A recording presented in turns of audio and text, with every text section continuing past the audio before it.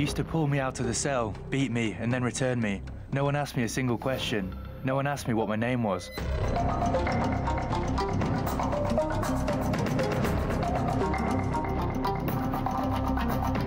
These torture moments, I remember them in detail every day. People died in front of my eyes. The maximum you can do is move your shoulders a bit and scream for help, but on several occasions, they stuffed things in my mouth so I couldn't scream.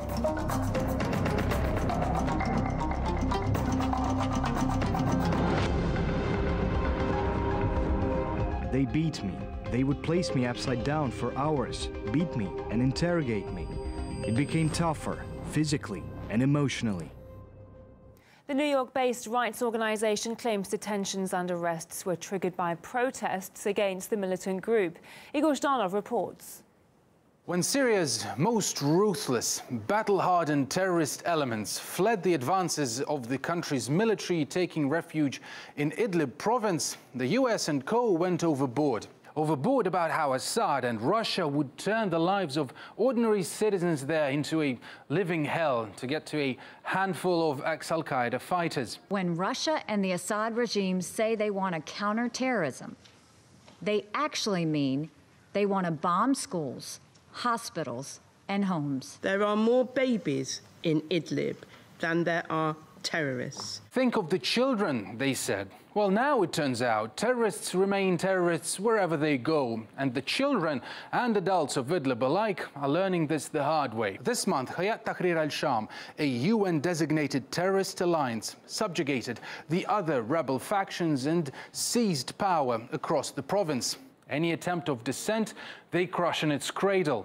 The new Human Rights Watch report details just some cases. We have documented 11 cases in which Hayet Tahrir Al-Sham detained residents of Idlib because they were either documenting abuses by the group or protesting the group's rule. 6 of those that we have documented have apparently been tortured, including minors. Human Rights Watch isn't the first organization to produce such a report either. As well as arbitrary detention and brutal beatings, thieving, looting and corruption are rampant. Clashes and infighting are also adding to the anguish of civilians. Violence repeatedly spills beyond the borders of the province too. Just last week, at least 400 militants attacked government forces, endangering the tentative ceasefire brokered by Russia and Turkey.